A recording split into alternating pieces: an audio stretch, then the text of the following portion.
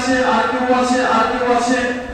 তো স্ত্রী যদি তার সম্পদ থেকে আলাদা যদি কুরবানি যদি করেন, একাধিক কুরবানি করা যেতে পারে, তাদের কোনো অসুবিধা নেই। কিন্তু স্ত্রীও কি করবে, সে যদি কুরবানি করার ইচ্ছা যদি পোষণ করে বা তার যদি জন্তু থাকে কুরবানি করার জন্য, তাহলে সে কি করবে, নখগুলো কাটবে না। তাহলে আনসারিহি চুলগুলো, চুল বলতে মাথার চুল এবং গোপ বা মোচ এবং নাভির নিচে যে চুল, ইসলামের যে বিধান যে কাটতে হবে, সেই সমস্ত চুলগুলোকে বোঝানো হয়েছে তারা যেন না কাটে এই 10 দিন। এইবার এটা তো আমরা জানছি সবাই, কিন্তু যারা কুরবানি করবেন না, যাদের কুরবানির পশু নেই, কুরবানি করার ইচ্ছা নেই, যে কোনো কারণে হোক না কেন, তাহলে তারা কি করবেন? ফিকহুল হাদিস 473 নম্বর পৃষ্ঠায় আল্লামা ইমাম শাওকানির লেখা সেই ফতোয়ার বইটাতে 2 নম্বর খণ্ডে তিনি এটা উল্লেখ করেছেন। তাহলে একটা হাদিস আবু দাউদ থেকে নিয়ে এসেছেন। আল্লামা নাসিরউদ্দিন আলবানী রাহিমাহুল্লাহ হাদিসটি জয়ীফ বলেছেন, কিন্তু অন্যান্য মুহাদ্দিসিন کرام এই হাদিসটিকে হাসান পর্যায়ে রেখেছেন, মানে সহিহ থেকে একটু নিচে। মাকবুল হাদিস মানে গ্রহণযোগ্য হাদিস হচ্ছে 4 প্রকার। এই 4 প্রকারের মধ্যে যদি পড়ে তাহলে সেই হাদিসটা হচ্ছে গ্রহণযোগ্য। তাহলে হাসান লে জাতিহি, হাসান লে গায়রিহি এবং সহিহ লে জাতিহি, সহিহ লে গায়রিহি। তো এটা হচ্ছে হাদিসটা হাসান, অন্যরা বলেছেন তাহলে আমল করলে করা যায়। তাহলে আবু দাউদের হাদিসটি একজন সাহাবী এসে বলেছেন নবী করিম সাল্লাল্লাহু আলাইহি সাল্লামকে যে আমার বাড়িতে ইল্লা মানিয়াতা উনসা, একটা মানে দুধ দেয় তার বাচ্চা আছে, এরকম একটা ছাগল আছে। তো তাহলে ওই ছাগলটা বা ওই বকরিটা আমি কুরবানিতে জবাই করব কি করব না? নবী করিম সাল্লাল্লাহু আলাইহি সাল্লাম বললেন যে না, ওটা মানে কুরবানি করতে হবে না। হতে পারে তার বাচ্চা ছিল, কেন তাকে যদি কুরবানি করে দেয় তাহলে বাচ্চাটা মানে অসুবিধায় পড়বে। যে কোনো কারণ হোক, নবী করিম সাল্লাল্লাহু আলাইহি সাল্লাম ওই দুধ দেওয়ালি ওই বকরিটাকে কি করলেন, জবাই করতে নিষেধ করলেন। তাহলে নবীজি কি করতে বললেন তাকে? নবীজি বললেন যে তুমি কি করিও, তাকুস আনাতাকা, তোমার নাভির নিচে যে চুলগুলি আছে, ওয়ানসার সারিকা, তোমার উপরে মাথার উপরে যে চুলগুলি আছে, এবং ওয়াসফারিকা, এবং তোমার হাতের যে নখগুলি আছে, তাহলে এই 10 দিন তুমি কি করিও না, এগুলোকে কাটিও না। ঈদ পরে এসে এগুলো তুমি কাটবে, কুরবানির সওয়াব তুমি পেয়ে যাবে। কি বোঝা গেল? নাসিরউদ্দিন আলবানী রাহিমাহুল্লাহ বলেছেন হাদিসটি জয়ীফ, অন্যান্যরা বলেছেন যে না হাদিসটি হাসান।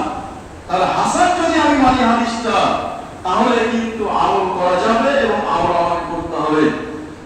যাই হোক, তাহলে কেউ যদি রাখে, মুদ্রা কথা হচ্ছে এটাই, সওয়াবের উদ্দেশ্যে এগুলো কেউ যদি রাখেন এবং ঈদ পরে এসে যদি এগুলো কাটে, তাহলে কুরবানির সওয়াব পাবে।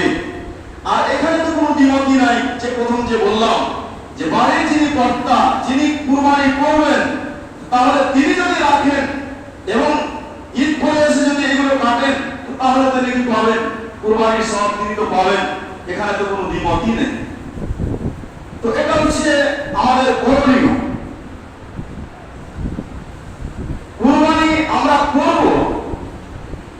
গত জুমাতে একটা আয়াত আপনাদের সামনে পরিবেশন করেছিলাম, লা ইয়ানালুল্লাহু রুহুহা ওয়ালা দিমাউহা ওয়ালাকিন ইয়ানালুহু তাকওয়া মিনকুম।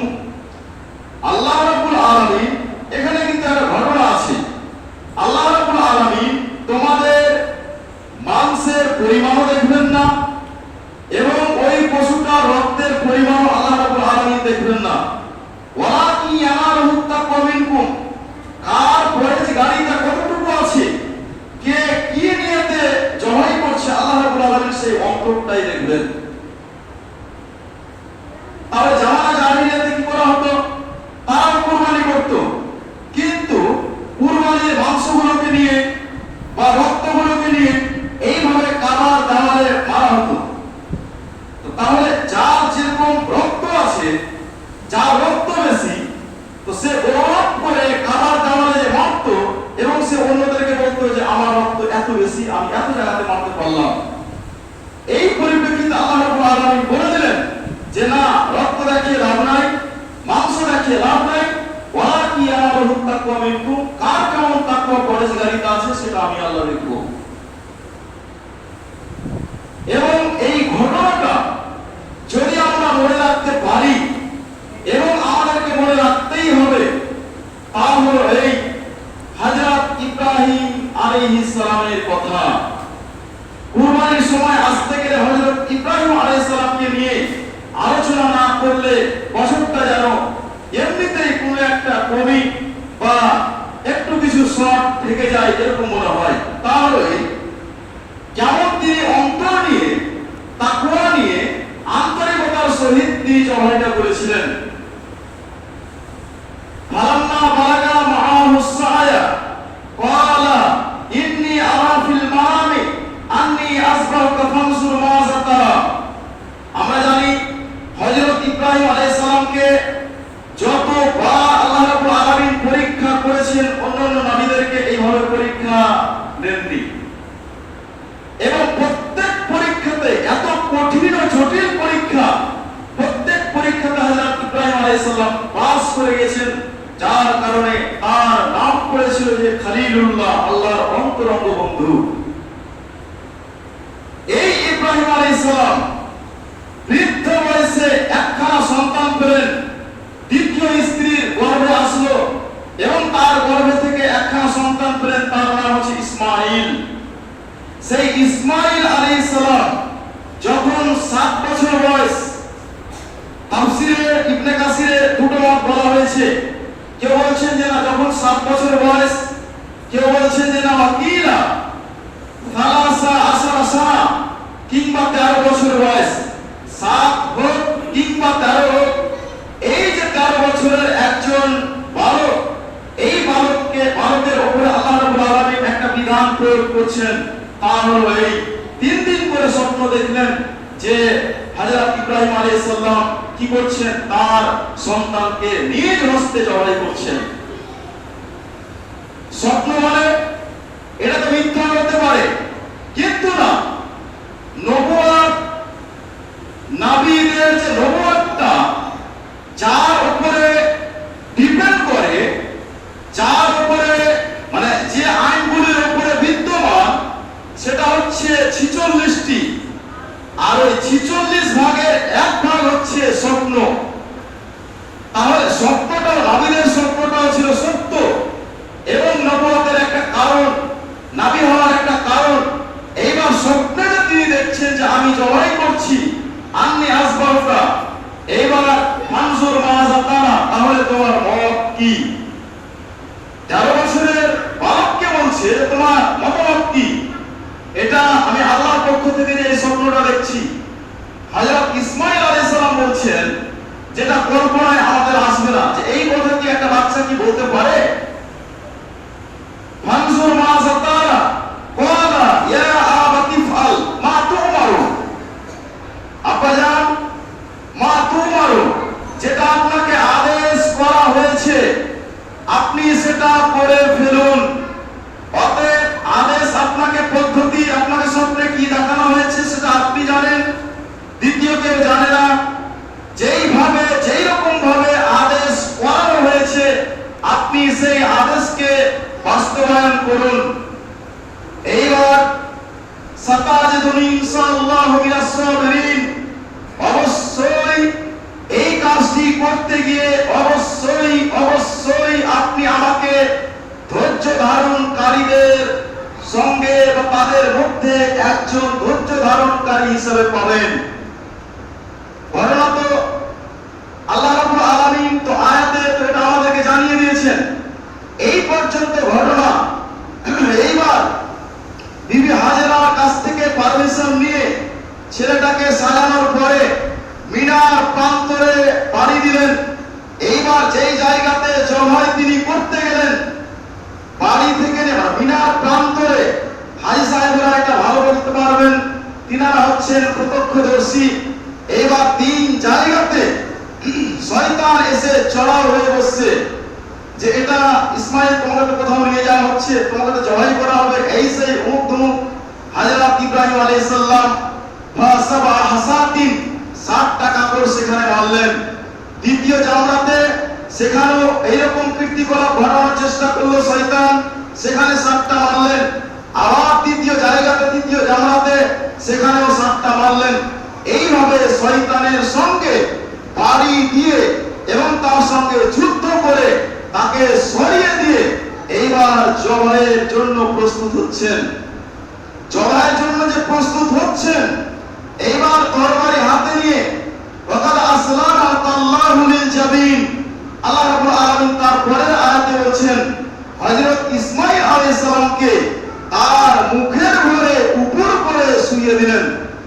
আল্লাহু লিল জাবিন এই জায়গাতে মুফাসসিরিন কিরামের মধ্যে একটা মতভেদ দেখা দিয়েছে। কেউ বলছেন যে না, মানে গাল হয় দুটো, একটা হয় ডান একটা হয় বাম, অতএব কাত করে শুইয়ে দিয়েছিলেন। তাফসিরে ইবনে কাসির একটা গ্রহণযোগ্য তাফসির, তাতে হযরত জিয়াদ এবং ইবনে আব্বাস দুই মুফাসসির বলছেন যে না, ফাআকাব্বা আলাইহি মুখের ভরে উপর করে দিয়ে হযরত ইসমাঈল আলাইহিস সালামকে হযরত ইব্রাহিম আলাইহিস সালাম শুইয়ে দিলেন। এবং এই অর্থ আমাদের মাঝে ঘুরপাক খায় যে কাব্বা একুব্বা মানে হচ্ছে মুখের ভরে শুইয়ে দেওয়া। যাই হোক, শুইয়ে দেওয়া হলো, ছুরি চালানো হচ্ছে, কিন্তু আল্লাহ রাব্বুল আলামিনের আদেশ না পেলে পৃথিবীর কোনোই বস্তু কাজ করবে না। যাই হোক, আল্লাহ রাব্বুল আলামিনের আদেশ ছিল না ছুরিকে, ছুরি তার কাজ করেনি, এইরকম একটা দৃশ্য।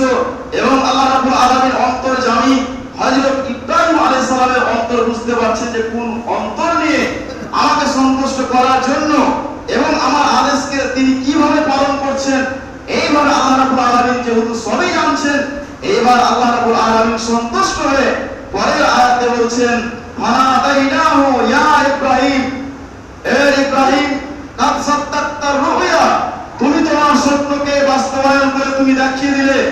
অতএব ওয়াফাদাইনাহু বিযিবহিন আযীম, পিছন দিক থেকে মনে হচ্ছে যে একটা ডাক যেন আসছে।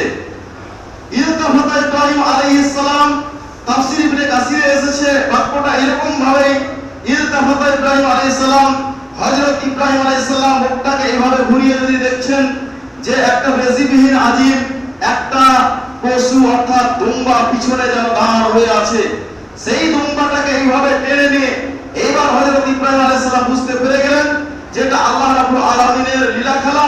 অতএব আল্লাহ রাব্বুল আলামিন আমার সন্তানকে জবাই করার হুকুম দিয়ে আমাকে পরীক্ষা করছিলেন, এর আগে যেমন পরীক্ষা হয়েছে, অতএব আমাকে এইভাবে পরীক্ষা আল্লাহ রাব্বুল আলামিন করছেন। এইবার তখন আল্লাহ রাব্বুল আলামিনের পক্ষ থেকে অর্ডার, সেই অর্ডারটা হলো কি যে এটা হচ্ছে একটা জান্নাতি পশু, এই জান্নাতি পশুকে কি করতে হবে, জবাই করতে হবে। হযরত ইব্রাহিম আলাইহিস সালাম জবাই করলেন এবং তিনি বুঝে গেলেন যে এটা হচ্ছে আমার উম্মতের জন্য কি বিধান, এবং এই বিধানটা প্রযোজ্য হয়ে গেল। প্রতি জিলহিজ্জা মাসের 10 তারিখে প্রতি বছর এইরকম ভাবে একটা করে পশু কি করতে হবে, জবাই করতে হবে। হাজার হাজার বছর আগে হযরত ইব্রাহিম আলাইহিস সালাম এসেছিলেন আমাদের নবী মুহাম্মদ সাল্লাল্লাহু আলাইহি সাল্লামের। অতএব হাজার হাজার বছর পরে যে আসলেন নবী মুহাম্মদ সাল্লাল্লাহু আলাইহি ওয়াসাল্লাম, কত কাল, কত যুগ, কত শত বছর কেটে গেছে এটা আল্লাহ রাব্বুল আলামিন ভালো জানছেন। অতএব এবার যখন আমাদের নবী মুহাম্মদ সাল্লাল্লাহু আলাইহি ওয়াসাল্লাম আসলেন, ওই হুকুমটা, ওই বিধানটা আমাদের নবীকে দিয়ে দিলেন এবং তার উম্মতকে এই বিধানটা দিয়ে দিলেন, যার কারণে আমাদেরকে প্রতি বছর জিলহিজ্জা মাসের 10 তারিখে আমাদেরকে কি করতে হয়, কুরবানি করতে হয়। তাহলে অন্তরটা ছিল কেমন? তাহলে এই অন্তর নিয়ে আমাদেরকে কি করতে হবে, জবাই করতে হবে। কত লোক বলে যে এইরকম একটা ময়ার একটা আমার খাসি, এটাকে জবাই করতে গিয়ে মনে হচ্ছে আমার অন্তরে বাজছে। যদি এইরকম অন্তরের মধ্যে যদি একটা খটকা তৈরি হয়, তাহলে বুঝে নিতে হবে যে ঈমানটা ওইরকম পরিপক্ক নেই। কেন? এইবার ওই যে দুগ্ধ শিশু, তার উপরে একটা কি হয়ে গেল, বিধান নাযিল হয়ে গেল। সেটা হলো কি, যে একে বাড়িতে রাখা যাবে না, একে কি করতে হবে, একটা উরিদ দারা হিজরাতে কুম্বাইরা লাবাতাইল মদিনা, দুই দিকে দুইটা পাহাড় আছে, আর ওই দুই পাহাড়ের মধ্যখানে একটা সমতল ভূমি আছে, ওই সমতল ভূমিতে কি করতে হবে, মা এবং ছেলেকে কি করতে হবে, রেখে আসতে হবে। এটা আমার অর্ডার। আল্লাহ রাব্বুল আলামিনের যখন অর্ডার হলো, উঠে করে চাপিয়ে নিয়ে মা এবং শিশুকে মশকে করে, চামড়া মশকে করে কিছুটা জল এবং কিছুটা থলিতে করে কিছুটা খেজুর, এই খেজুর এবং অল্পটুকু জল দিয়ে ওই জায়গাতে রেখে দিয়ে চলে আসলেন যেই জায়গাতে কাবা আছে। অতএব এমন একটা জায়গা, হযরত আল্লাহ রাব্বুল আলামিন হযরত ইব্রাহিম আলাইহিস সালামের কথাটাকেই এবং তার কীর্তিকলাপটাকেই মনে হচ্ছে নবী মুহাম্মদ সাল্লাল্লাহু আলাইহি সাল্লামের উপরে যে কোরআনটা দিয়েছেন, ওই তার কথাটাকেই মনে হচ্ছে আল্লাহ রাব্বুল আলামিন ওই ভাষাতেই মনে হচ্ছে বলছেন কি, ইন্নী আসকানতু মিন যুররিয়াতি গায়রা যী যারইন ইনদা বাইতিকাল মুহাররম। মুহাররম বলতে ওই জায়গাটাকে বলা হয়েছে হারাম শরীফ। রাব্বুল আলামিন এমন একটা জায়গাতে, এই যে আমার স্ত্রী, প্রথম স্ত্রীর গর্ভে সন্তান আসলো না, দ্বিতীয় স্ত্রীকে উপঢৌকন বা হেবা হিসাবে আমি পেলাম বাদশার পক্ষ থেকে, এর গর্ভে একটা সন্তান আসলো বৃদ্ধ বয়সে। অতএব তোমার আদেশে, তোমার অর্ডারে আমি রেখে আসলাম যেই জায়গাতে গায়রা যী যারইন, কোনো ফসলাদি নাই এবং কোনো নদী নাই, খেজুরের গাছ নাই এবং পাখির কোনো শব্দ পাওয়া যায় না। পাহাড়ি এলাকা, যেখানে হয়তো মোটা মোটা পাহাড়ি সাপ আছে, পাহাড়ি এলাকা যেখানে হয়তো কি আছে, বড় বড় হিংস্র প্রাণীগুলো আছে, এমন একটা জায়গাতে তোমাকে সাক্ষী রেখে, তোমারই যেহেতু অর্ডার, রক্ষণাবেক্ষণকারী হচ্ছে তুমি, অতএব আমি এই জায়গাতে তোমাকে সাক্ষী রেখে এবং তোমার নেতৃত্বে আমি এখানে রেখে গেলাম। রেখে দেওয়ার পরে জিজ্ঞেস করছেন হাজরা আলাইহিস সালাম তার স্বামী হযরত ইব্রাহিম আলাইহিস সালামকে, আমাকাল্লাহু বিহাদা, এটা আল্লাহর আদেশ না নিজ ইচ্ছায় আমরা মা এবং ছেলেকে এভাবে রেখে গেলেন? হযরত ইব্রাহিম আলাইহিস সালাম তিনি জোরে করে সশব্দে কথাটা বলতে কিন্তু আর পারছেন না। দেহের যে একটা ভারসাম্য সেটা কিন্তু তিনি হারিয়ে ফেলেছেন। তিনি তখন মাথার ইশারাতে বলবেন যে হ্যাঁ আল্লাহর আদেশ। উঠে করে চেপে গেলেন একটা পাহাড় আছে কিছু দূর গিয়ে। এইবার যেমন এই ব্যাগটা ঘুরেছেন, বুখারী শরীফ কিতাবুল আম্বিয়া প্রথম খণ্ডে এই বর্ণনাগুলো এসেছে। এইবার যখন হযরত হাজরা আলাইহিস সালাম আর দেখতে পাচ্ছেন না এবং ইব্রাহিম আলাইহিস সালাম শিশুকে এবং স্ত্রীকে আর যখন দেখতে পাচ্ছেন না, উট থেকে নেমে গিয়ে এই দরখাস্তটা আল্লাহ রাব্বুল আলামিনের কাছে বললেন যে আয়াতটা আপনাদের সামনে এই মাত্র আপনাদের সামনে বললাম। রাব্বুল আলামিন আসকানতু মিন যুররিয়াতি, আমার ফ্যামিলিকে এমন একটা জায়গাতে আমি রেখে আসলাম যেখানে কোনো ফসলাদি নাই, যেখানে পাখির কোনো ডাক নাই, নদী নাই যে জল শুকিয়ে গেলে বা জলটা শেষ হয়ে গেলে নদী থেকে পানি পান করবে, খেজুরের গাছ নাই যে খেজুরগুলো পড়বে, যে কটা খেজুর আমি দিয়ে এসেছি তারপরে কুড়িয়ে কুড়িয়ে খাবে এরকম কোনো সুযোগ নেই। গায়রা যী যারইন ইনদা বাইতিকাল মুহাররম রাব্বানা তাকাব্বাল মিন্না ইন্নাকা আনতাস সামিউল আলিম।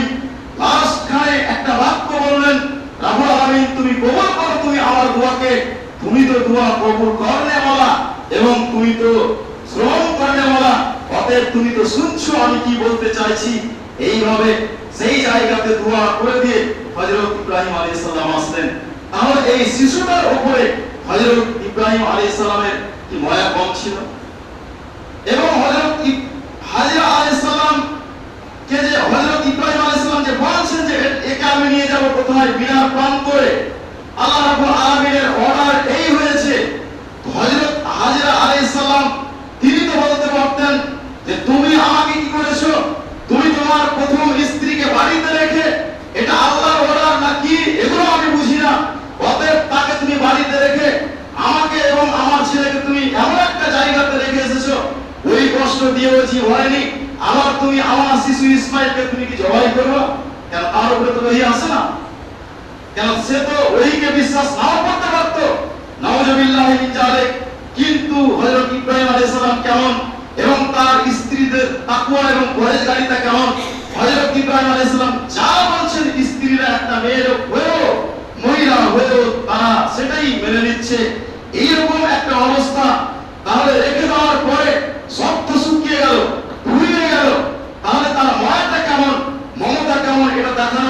আপনাকে ঘটনাটা উল্লেখ করছি। তা হলো এই পানি যখন শুকিয়ে গেল, স্তন শুকিয়ে আসছে, দুধ আর বের হচ্ছে না, শিশু ইসমাইল পান করবে কি? এইবার সাফার দিকে দেখছেন, ইন্না সাফা ওয়াল মারওয়াতা মিন শাআইরিল্লাহ ফামান হাজ্জাল বাইত আবিতামা ফালা জুনাহা আলাইহি আন ইয়াতাওয়াফা বিহিমা ওয়া মান তাতাওয়া খায়রান ফাইন্নাল্লাহা শাকিরুন আলীম। এখানে অন্য ঘটনার পরিপ্রেক্ষিতে আয়াতটা নাযিল হয়েছে, কিন্তু ইন্না সাফা ওয়াল মারওয়া এখানে দুটো পাহাড়ের কথা বলা হয়েছে। হযরত হাজরা আলাইহিস সালামের এখানে এই ঘটনার সঙ্গে এবং তার নামের সঙ্গে দুটো পাহাড়ের একটা সম্পর্ক রয়েছে, যার কারণে আয়াতটা বলছি। সম্পর্কটা কি? এইবার তিনি দেখছেন জল তো নেই, খাবার তো নেই, সাফার দিকে যদি দেখছেন পাহাড়ি এলাকা, ধুধু করছে খরা এবং তাপ, এইরকম একটা অবস্থায় পাহাড়ের উপরে যদি দেখছেন তো মনে হচ্ছে পাহাড়ে সাফা, পাহাড়ে ঝর্ণা প্রবাহিত হচ্ছে। তিনি দৌড় দিয়ে গেলেন। তাহলে শিশু ইসমাইল থেকে নিয়ে সাফা পাহাড় পর্যন্ত, একটু আগে বললাম প্রত্যক্ষদর্শী হলে বেশি ভালো হতো, হাজী সাহেবরা বলতে পারবেন। তাহলে জমজম কুয়া থেকে নিয়ে সাফা পাহাড় পর্যন্ত হযরত হাজরা আলাইহিস সালাম গেলেন, এবং সেখানে গিয়ে যদি দেখছেন তো না, আমি ধোঁকায় পড়ে গেলাম। এটা কি মনে হচ্ছে? খরার কারণে, রোদের কিরণের কারণে মনে হচ্ছে জল প্রবাহিত হচ্ছে, কিন্তু এখানে তো কোনো জল নাই।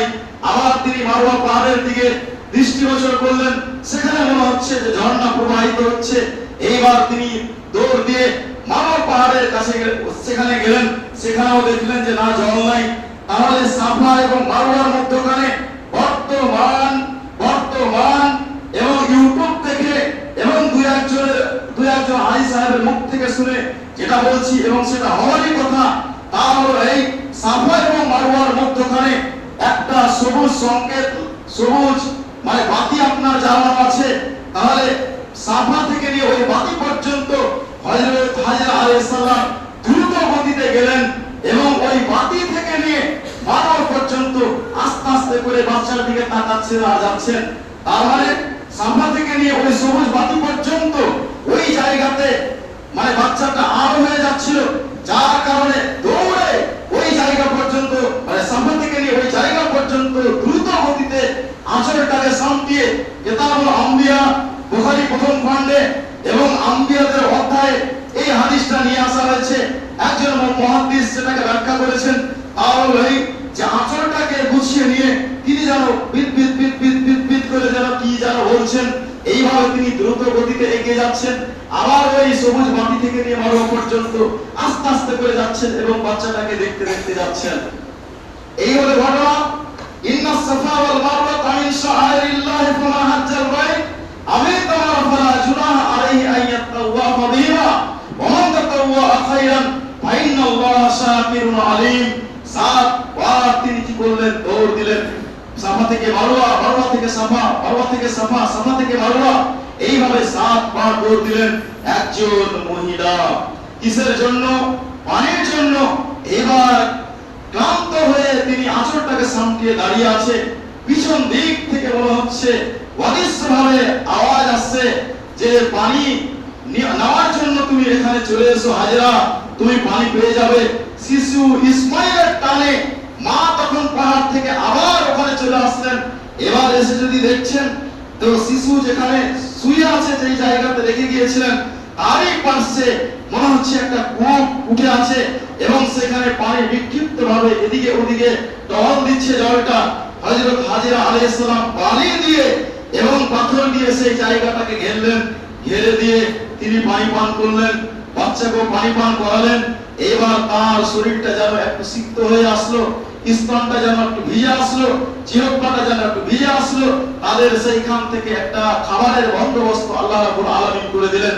এই হচ্ছে সেখানকার ইতিহাস এবং সেখানকার ঘটনা। তাহলে এইরকম একটা শিশু যাকে নিয়ে এতটা কষ্ট করেছেন হাজরা আলাইহিস সালাম, এবং যাকে নিয়ে এতবার পরীক্ষা দিয়েছেন হযরত ইব্রাহিম আলাইহিস সালাম, তাহলে সেই সন্তানটার উপরে মায়া মমতা কি কম আছে? বা কেমন আছে মায়া মমতা, সেটা কি আইডিয়া করতে পারছি আমরা? অথচ সেই বাচ্চাটা, সেই শিশুটাকে কি করতে হচ্ছে? আল্লাহর অর্ডারে, তার বলাতে ছুরিটা কি করতে হচ্ছে? তাকে ঘষতে হচ্ছে। এটা কি যেমন তেমন বড় পরীক্ষা? যাই হোক, হযরত ইব্রাহিম আলাইহিস সালাম যে এরকম ভাবে আন্তরিকতার সহিত আর শিশুকে কণ্ঠরোধ করেননি, তিনি ছুরি চালিয়েছেন, এইরকম আমরা পশুটার প্রতিও যেন আমরা ছুরি চালাতে পারি, সেই সুমতি সেই শক্তি আল্লাহ রাব্বুল আলামিন যেন আমাদেরকে দেন। আর আগে যেই কথাটা হালাল অর্থের উপরে, হালাল উপার্জনের উপরে সেই পশু কিনে যেন আমরা কুরবানি করতে পারি। কারণ আল্লাহ রাব্বুল আলামিনের যে প্রথম যে শর্ত সেটি হচ্ছে যে ইবাদত কবুল হওয়ার জন্য প্রথম যেটি শর্ত তা হলো এই যে হালাল হতে হবে। অতএব হালাল উপার্জনের উপরে পশু কিনে যেন আমরা কি করতে পারি, কুরবানি যেন করতে পারি। এ যেন আল্লাহ রাব্বুল আলামিন আমাদের সুমতি প্রদান করেন এবং শক্তি প্রদান করেন। এখান থেকে আমার বক্তব্য এই টানলাম।